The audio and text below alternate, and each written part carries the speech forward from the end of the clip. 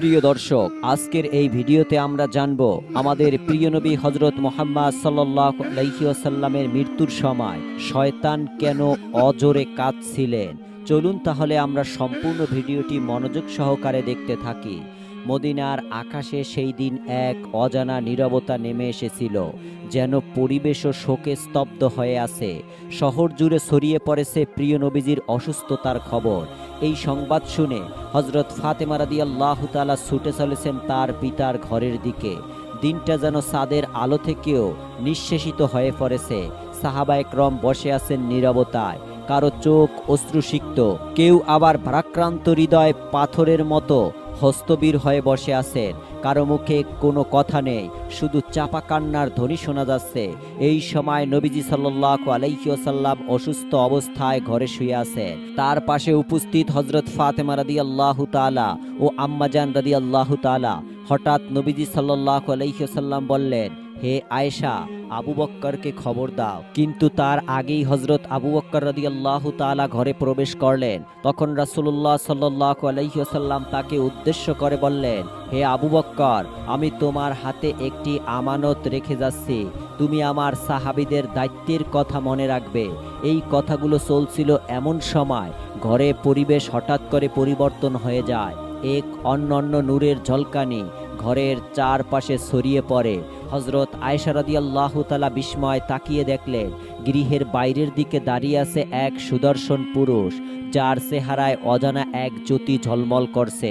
রাসূলুল্লাহ সাল্লাল্লাহু আলাইহি ওয়াসাল্লাম জিজ্ঞাসা করলেন, দরজার বাহিরে কেউ অপেক্ষা করছে, ফাতেমা দরজাটি খুলে দাও। তখন হযরত ফাতেমা রাদিয়াল্লাহু তাআলা বললেন, ইয়া রাসূলুল্লাহ, আমি তাকে চিনতে পারছি না, তিনি এক চমৎকার রূপবান ব্যক্তি। নবীজি সাল্লাল্লাহু আলাইহি ওয়াসাল্লাম উত্তরে বললেন, হে ফাতেমা, তুমি কিভাবে তাকে চিনবে? তিনি এমন একজন মহাপরাক্রমশালী ফেরেশতা, যিনি কখনো খালি হাতে ফিরে যান না। তিনি হলেন মালাকুল মাউত হযরত আজরাইল আলাইহিস সালাম। এই কথা শুনে হযরত ফাতেমা রাদিয়াল্লাহু তাআলা এর চোখ থেকে অশ্রু ঝরতে লাগলো। মুহূর্তেই পরিবেশ আরো গম্ভীর হয়ে উঠল। এরপর হযরত আলী রাদিয়াল্লাহু তাআলা ঘরের মধ্যে প্রবেশ করলেন এবং সালাম দিলেন, আসসালামু আলাইকুম হে রাসূল। আজরাইল আলাইহিস সালাম বললেন, রহমান আপনাকে আপনার কাছে প্রেরণ করেছে। যদি আপনি অনুমতি দেন তবে আমি আপনার রূহ কবজ করব, আর যদি আপনি না চান তবে ফিরে যাব। যতদিন ইচ্ছা করবেন ততদিন আপনি দুনিয়ায় অবস্থান করবেন।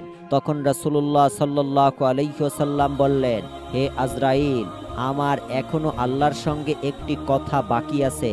আজরাইল আলাইহিস সালাম জিজ্ঞাসা করলেন, ইয়া রাসূলুল্লাহ, কি কথা বাকি আছে? রাসূলুল্লাহ সাল্লাল্লাহু আলাইহি ওয়াসাল্লাম বললেন, আমার প্রিয় ভাই জিবরাইল কোথায়? আমি তার সঙ্গে একবার দেখা করতে চাই। এমন সময় হযরত জিবরাইল আলাইহিস সালাম প্রথম আসমানে অবস্থান করছিলেন। এই কথা শোনার সঙ্গে সঙ্গেই তিনি দ্রুত নবীজির ঘরে চলে এলেন। ঘরের ভিতরে এক অনন্য অভয় নূর ছড়িয়ে পড়ছে। সেই জ্যোতির মধ্যে দাঁড়িয়ে আছেন হযরত জিবরাইল আলাইহিস সালাম। তিনি বললেন, হে আল্লাহর রাসূল, আপনি কেন কাঁদছেন? রাসূলুল্লাহ সাল্লাল্লাহু আলাইহি ওয়াসাল্লাম বিস্মিত কণ্ঠে বললেন, ভাই জিবরাইল, আমি এই দুনিয়া থেকে বিদায় নেয়ার সময় কেবল একটি চিন্তাই আছি, আমার সেই উম্মতের জন্য যারা গুনাহগার, আমি তাদের ভবিষ্যৎ নিয়ে উদ্বিগ্ন। তুমি কি আমার আল্লাহর কাছে গিয়ে তাদের ব্যাপারে জেনে আসতে পারো?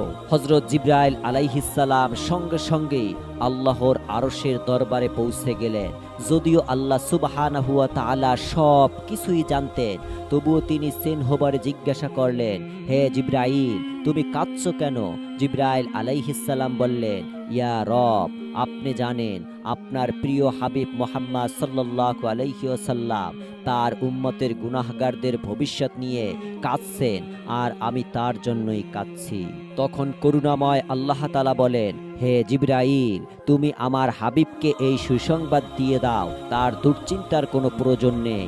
আমার প্রিয় রাসূল যেইভাবে তার উম্মতের প্রতি মমতা ও দয়া দেখিয়েছেন, আমিও তেমন করি আমার বান্দাদের প্রতি দয়াশীল। কিয়ামতের দিন যতক্ষণ না তিনি সন্তুষ্ট হবেন ততক্ষণ পর্যন্ত আমি তাদের গুনাহ মাফ করে যাব, এমনকি অনেককেই বিনা হিসাবে জান্নাতে প্রবেশ করাবো। এই সংবাদ শুনে হযরত জিবরাইল আলাইহিস সালাম আর দেরি না করে দ্রুত রাসূলুল্লাহ সাল্লাল্লাহু আলাইহি ওয়াসাল্লামের ঘরে ফিরে এলেন। তাকে দেখে রাসূলুল্লাহ সাল্লাল্লাহু আলাইহি ওয়াসাল্লাম জিজ্ঞাসা করলেন, ভাই জিবরাইল, তুমি কাঁদছো কেন? আল্লাহ তাআলা কি বলেছে? জিবরাইল আলাইহিস সালাম বললেন, ইয়া রাসূলুল্লাহ, আল্লাহ তাআলা তো আপনার জন্য অপেক্ষা করছে এবং আপনাকে আপনার সুসংবাদ দিয়েছেন। তবে আমি কাঁদছি এই কারণে যে আজকের পর আমি আর কখনো আপনার নিকট ওহী নিয়ে আসতে পারবো না। বহু নবী ও রাসূলের নিকট আমি প্রেরিত হয়েছি, কিন্তু আপনার কাছে সবচেয়ে বেশিবার প্রেরিত হয়েছি। এখন আমার সেই দায়িত্ব শেষ হয়ে যাচ্ছে, এটাই আমার ব্যথা। রাসূলুল্লাহ সাল্লাল্লাহু আলাইহি ওয়াসাল্লাম কবুল কণ্ঠে তাকে সান্ত্বনা দিলেন। এরপর তিনি হযরত আজরাইল আলাইহিস সালামকে বললেন, হে ভাই আজরাইল, আমি প্রস্তুত রয়েছি, তুমি অনুমতি নিয়ে কাজ শুরু করো। আজরাইল আলাইহিস সালাম সম্মানের সঙ্গে রাসূলুল্লাহ সাল্লাল্লাহু আলাইহি ওয়াসাল্লামের পবিত্র বুকে হাত রাখলেন। তখন রাসূলুল্লাহ সাল্লাল্লাহু আলাইহি ওয়াসাল্লাম বললেন, হে আজরাইল, আমার জান কবজের কষ্ট যত কঠিন হোক না কেন আমি তা সহ্য করে নিব, কিন্তু আমার উম্মতের যেন এমন কষ্ট না হয়।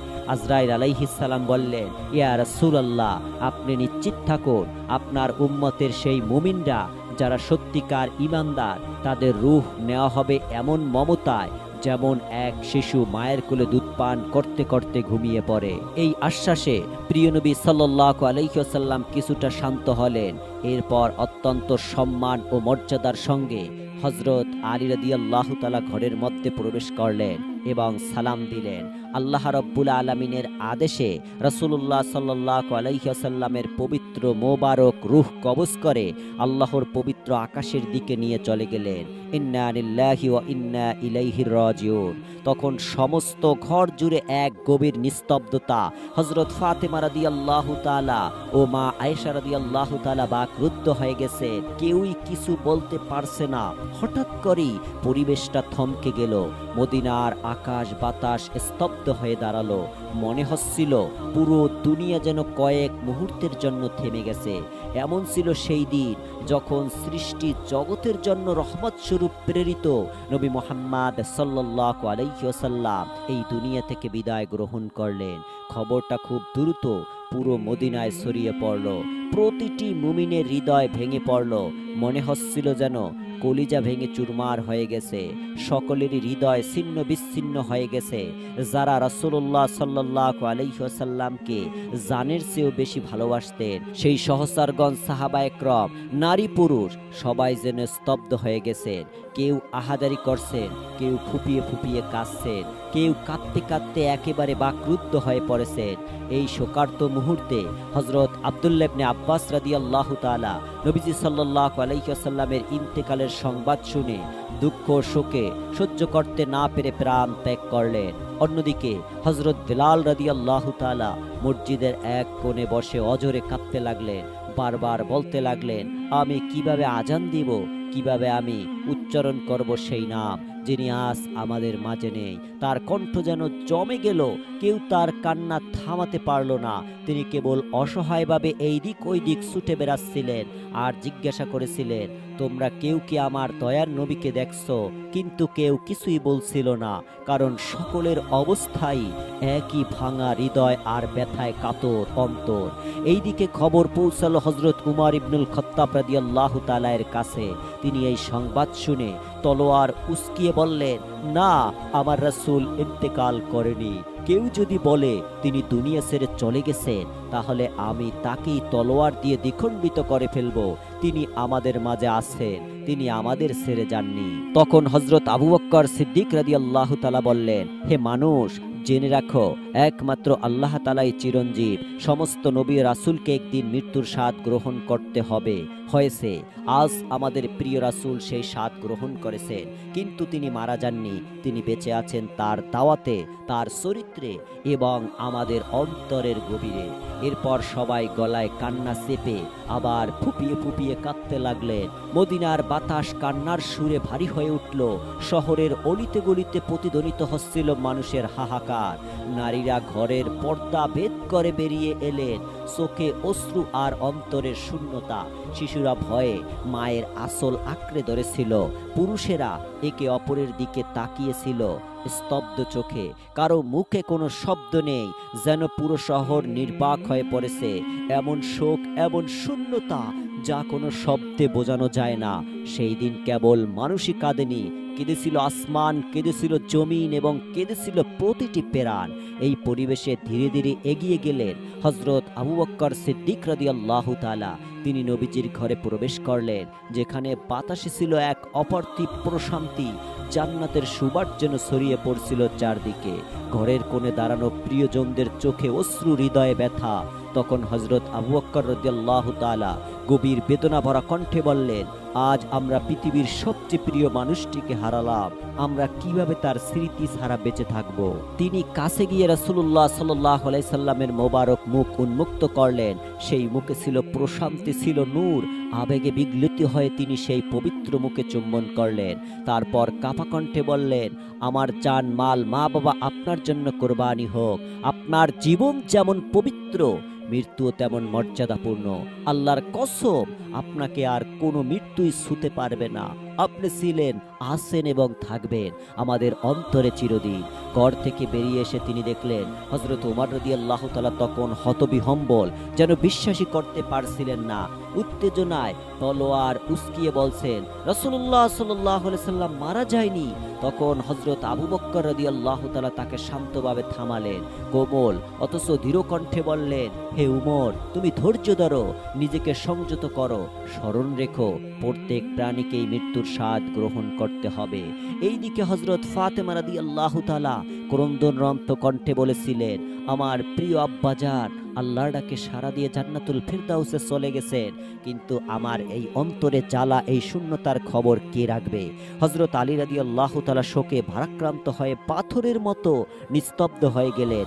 কথা বলার শক্তিও হারিয়ে ফেলেছিলেন। প্রিয় নবীর বিদায় বেলা সাহাবীগণ, পরিবারের সদস্যরা, মুজাহিদরা সবার চোখে এক অভিন্ন বেদনার স্রোত। পুরো মদিনায় যেন বাকরুদ্ধ, নিস্তব্ধ এবং নিঃশব্দ হয়ে গেছেন।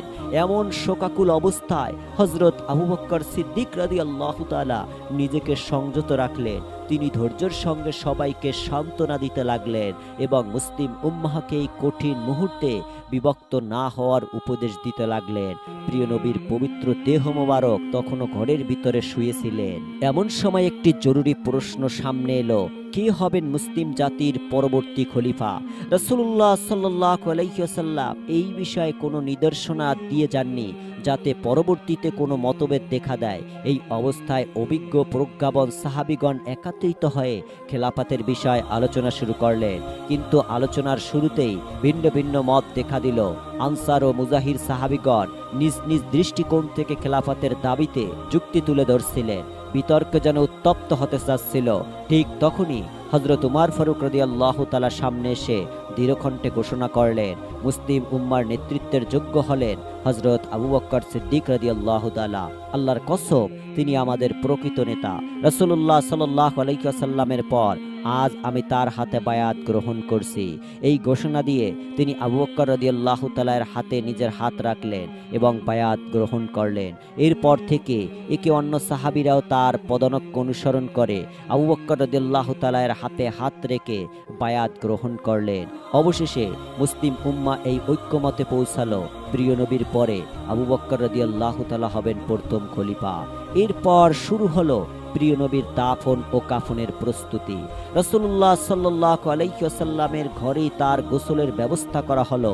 কিছু সাহাবী এই পবিত্র দায়িত্ব পালনের জন্য এগিয়ে এলেন। তখন তারা বলেছিলেন, আল্লাহর কসম, নবীজির দেহ মোবারক থেকে এমন সুবাস ছড়াচ্ছিল যা দুনিয়ার কোনো সুগন্ধিতর সঙ্গে তুলনা নয়। তখন আমাদের মনে হচ্ছিল যেন জান্নাতের ঘেরান ঘর ভরে গেছে। এ সময় এক সাহাবী অনুরোধ করে বললেন, আমি কি এই পবিত্র কাজে অংশ হতে পারি? হযরত উসামা ইবনে যায়েদ রাদিয়াল্লাহু তাআলা পানি এনে দিতেই তিনি গভীর বেদনায় বলে উঠেন, হে আল্লাহর রাসূল, আপনার এই বিদায় আমাদের এমন কিছু থেকে বঞ্চিত করলো যা আর কখনো ফিরে পাওয়া যাবে না। আজ ওহির দরজা চিরতরে বন্ধ হয়ে গেল। আজকের দিনটা গোটা মানব জাতির জন্য সবচেয়ে গভীর শোকের দিন। হযরত আলী রাদিয়াল্লাহু তাআলা, হযরত আব্বাস রাদিয়াল্লাহু তাআলা রাসূল সাল্লাল্লাহু আলাইহি সাল্লামের পবিত্র দেহ মোবারকে গোসল করানোর কাজ শুরু করলেন এবং হৃদয় বিদারক মুহূর্তে হযরত আলী রাদিয়াল্লাহু তাআলা চোখের পানি ধরে রাখতে পারলেন না। তার চোখ দিয়ে অবিরাম অশ্রু ঝরছিল, হৃদয় শোকে ভরে গিয়েছিল। তিনি বলেছিলেন, আমি কিভাবে গোসল করাবো সেই মানুষকে যিনি ছিলেন সৃষ্টির শ্রেষ্ঠতম, সবচেয়ে পবিত্র। ইয়া রাসূলুল্লাহ, আপনার দেহ মোবারকের মতো সুবাস আমি আর কখনো অনুভব করিনি। সাহাবীগণ অত্যন্ত সম্মান ও ভালোবাসার সঙ্গে গোসলের কার্য সম্পাদন করলেন। গোসল শেষে নবীর জন্য 3টি কাপড়ের ব্যবস্থা করা হলো, কিন্তু এরপরে সাহাবীদের মধ্যে দাফনের স্থান নিয়ে মতভেদ দেখা দিল। কেউ প্রস্তাব করলেন উহুদের শহীদের পাশে দাফন করা হোক, আবার কেউ জান্নাতুল বাকির কবরস্থানে দাফনের প্রস্তাব দিলেন।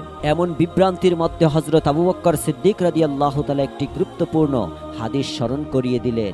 নবীজি সাল্লাল্লাহু আলাইহি সাল্লাম বলেছেন, নবীকে সেখানেই দাফন করা উচিত যেখানে তিনি ইন্তেকাল করেছেন।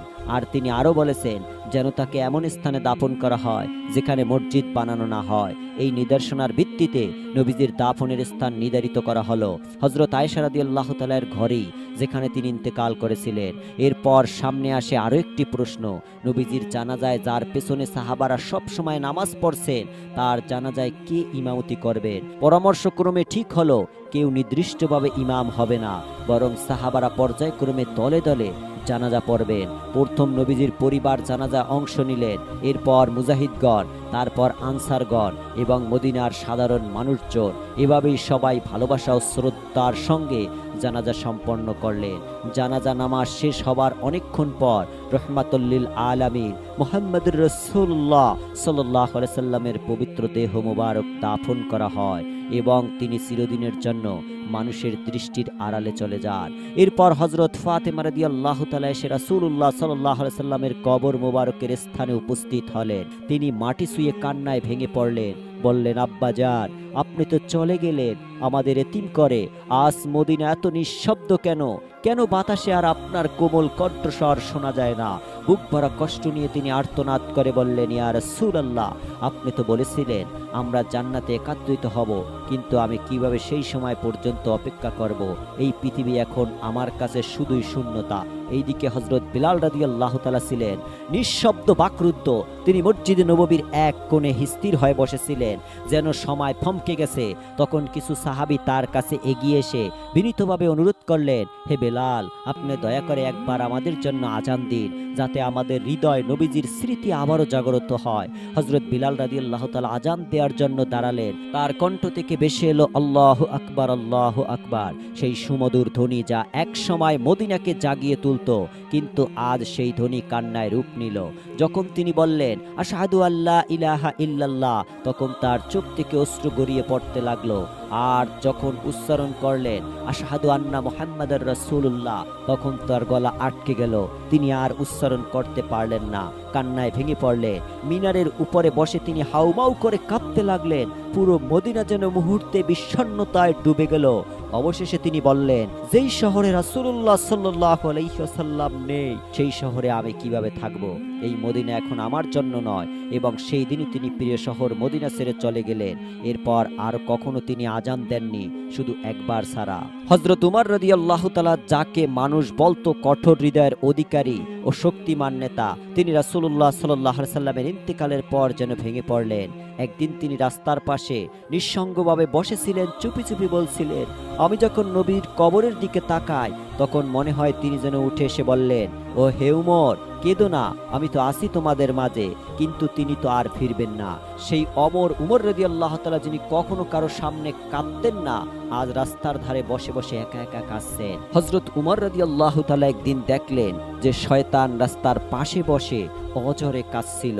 তখন হযরত উমর রাদিয়াল্লাহু তাআলা শয়তানকে জিজ্ঞাসা করলো, হে শয়তান, তুই কেন কাঁদছিস?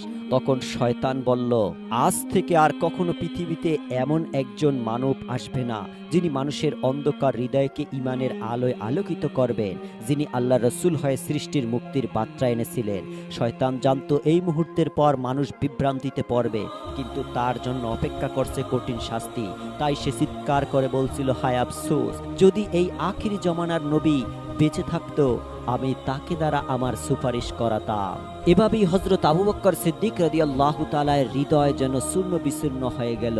একদিন তিনি নবীর কবরের পাশে বসে কান্নাজড়িত কণ্ঠে বললেন, ইয়া রাসূলুল্লাহ, আমি তো সব সময় আপনার ছায়ায় ছিলাম, আপনার সঙ্গে এসেছি, আপনার সঙ্গে কেঁদেছি, কিন্তু আজ তো আপনি নেই, আমি একা হয়ে গিয়েছি, আমি কিভাবে বাঁচব? রাসূলুল্লাহ সাল্লাল্লাহু আলাইহি সাল্লামের ইন্তেকালের পর হযরত আবু বকর রাদিয়াল্লাহু তাআলা মাত্র 2 বছর বেঁচে ছিলেন। তবে সেই 2 বছরই ছিল তার জীবনের সবচেয়ে ভারী সময়। প্রতিটা মুহূর্ত ছিল অপেক্ষায় আর বিরহের। অবশেষে হযরত আবু বকর রাদিয়াল্লাহু তাআলা ইন্তেকাল করলেন এবং রাসূলুল্লাহ সাল্লাল্লাহু আলাইহি সাল্লামের কবর মোবারকের ঠিক পাশেই তাকে দাফন করা হলো। তখন মদিনার আকাশ যেন আরেকবার কান্নায় ভেঙে পড়ল। বাতাসে যেন ভেসে বেড়াচ্ছিল বিদায়ের দীর্ঘশ্বাস। হযরত মুহাম্মদ সাল্লাল্লাহু আলাইহি সাল্লাম ছিলেন দয়ার সাগর, মায়ার নবী। তার উম্মতের প্রতি ভালোবাসা ছিল সীমাহীন। তিনি কাঁদতেন